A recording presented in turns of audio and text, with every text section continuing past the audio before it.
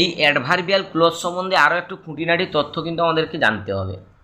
তো অ্যাডভার্বিয়াল ক্লোজে কী খুঁটিনাটি তথ্য, তাহলে অ্যাডভার্বিয়াল ক্লোজ কোত্থেকে এসছে? আমাদের মাদার ক্লোজ কি? ডিপেন্ডেন্ট ক্লোজ, তাই তো? তাহলে ডিপেন্ডেন্ট ক্লোজ থেকে আমরা তিনটা ভাগ পেয়েছিলাম, কি কি? নাউন ক্লোজ বা নমিনাল ক্লোজ, অ্যাডজেক্টিভ ক্লোজ বা রিলেটিভ ক্লোজ, আর শেষ নম্বর ক্লোজ ছিল কি? Adverbial close. তাহলে অ্যাডভার্বিয়াল ক্লোজ কই প্রকার বা কোন প্রকারের অ্যাডভার্বিয়াল ক্লোজ কীভাবে বুঝবো?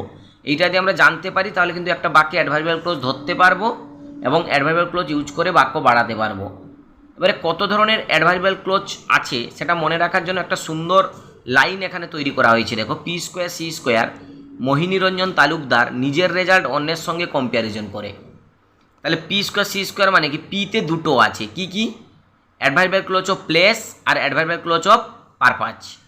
সিতে দুটো আছে, অ্যাডভার্বিয়াল ক্লোজ অফ কন্ডিশন আর অ্যাডভার্বিয়াল ক্লোজ অফ কন্ট্রাস্ট।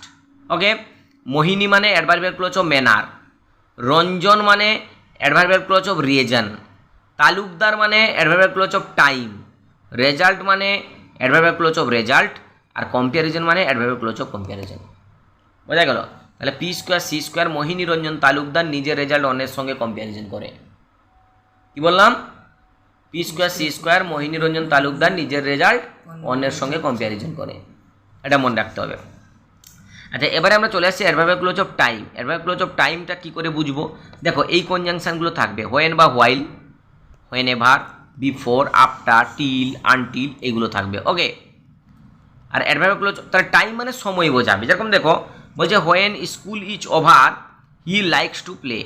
তাহলে যখন স্কুল শেষ হয় সে খেলতে পছন্দ করে। তাহলে কখন সে খেলতে, যে কখন দিয়ে প্রশ্ন করলে বেশিরভাগ উত্তর আসছে। Hit the rod while it is hot.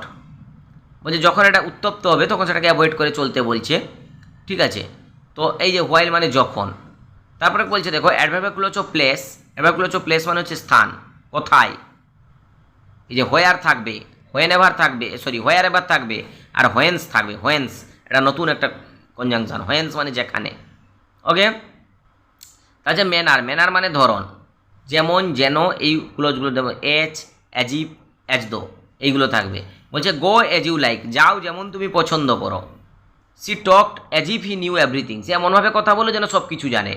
তাহলে এগুলো হচ্ছে অ্যাডভার্বিয়াল ক্লোজ অফ ম্যানার বা ধরন, সে কীভাবে কথা বললো, যেরকম সে সব কিছু জানে। কীরকম তুমি যাবে, যেরকমটা তুমি পছন্দ করবে। এই যে কীরকম, এর উত্তরে আসে অ্যাডভার্বিয়াল ক্লোজ অফ ম্যানার। আর অ্যাডভার্বিয়াল ক্লোজ অফ পারপাজ মানে উদ্দেশ্য। এখানে কী কী কনজাংশন থাকে? এই যে that, in order to, so that, এগুলো মানে হচ্ছে যাতে। আর একটা থাকে লেস্ট, লেস্ট মানে পাছে, ঠিক আছে? এবারে বলছে দেখো, we read so that we may learn, আমরা পড়ি যাতে করে আমরা শিখতে পারি। ওয়াক কেয়ারফুলি, যত্ন সহকারে হাঁটো, লেস্ট ইউ শুড ফেল, যাতে তুমি না পড়ে যাও। ফল, যাতে তুমি না পড়ে যাও। তাহলে এটা হচ্ছে উদ্দেশ্য। আর শর্ত, এরপরে কি অ্যাডভার্বিয়াল ক্লোজ অফ কন্ডিশন মানে হচ্ছে শর্ত। তাহলে যদি থাকবে, ওয়েদার থাকবে, প্রোভাইডেড থাকবে, ইনকেস থাকবে, আনলেস থাকবে। আনলেস মানে যদি না। তাহলে এই কনজাংশনগুলো থাকবে কোথায়? অ্যাডভার্বিয়াল ক্লোজ অফ কন্ডিশনে। If it rains I shall not go out, যদি বৃষ্টি হয় আমি বাইরে বেরাবো না। I agree to work provided my salary is paid, বলছে যদি আমার স্যালারি ঠিকঠাক দেওয়া হয় তবে আমি কাজ করব। Unless you work hard you can not pass, যদি তুমি কঠোর পরিশ্রম না করো তুমি পাস করতে পারবে না। তাহলে এগুলো সব কন্ডিশনের উপর ডিপেন্ড করছে। তারপর হচ্ছে কন্ট্রাস্ট মানে বিপরীত, দো, অল দো, ইভেন ইফ, এইগুলো থাকে। Though I am poor I am happy, আমি প্রচুর গরিব কিন্তু আমি প্রচুর আনন্দিত।